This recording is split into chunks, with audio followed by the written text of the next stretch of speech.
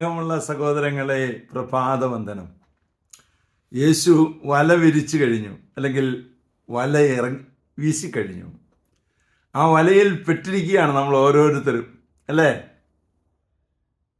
ഈശോ വല വീശിയിട്ട് ആ വലയിൽ പെട്ടതുകൊണ്ട് മാത്രം കാര്യമില്ല കേട്ടോ.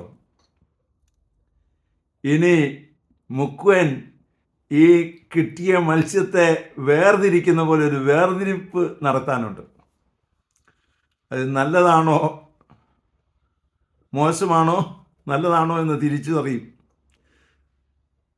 ഞാൻ നാട്ടിൽ വളരെ കാലം മുമ്പ് ഈ തേങ്ങ എടുക്കാൻ വരുന്നവർ, ഞങ്ങൾ വീട്ടിൽ തേങ്ങ ഉണ്ടായിരുന്നു, ഒത്തിരി തേങ്ങ ഉണ്ടായിരുന്ന സമയം, ഇപ്പോഴൊന്നുമില്ല എങ്കിലും അന്ന് ഒത്തിരി തേങ്ങ ഉള്ള സമയത്ത് ഈ തേങ്ങ എടുക്കുന്ന ആൾ വന്ന് കുലുക്കി നോക്കും.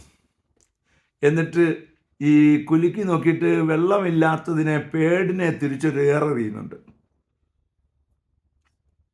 ഇതുപോലെ നമ്മെ ഓരോരുത്തരും ഒന്ന് കുലുക്കി നോക്കാൻ പോവാ കേട്ടോ. അങ്ങനെ കുലുക്കി നോക്കുമ്പോൾ നല്ല ഭാഗത്തേക്ക് എറിയാൻ, നല്ല ഭാഗത്തേക്ക് മാറ്റി നിർത്താൻ ഇടയാകട്ടെ. അതിനുള്ള കൃപാവരം ലഭിക്കട്ടെ. പ്രാർത്ഥിക്കാം. പരിശുദ്ധ അമ്മയെ സഹായിക്കണേ.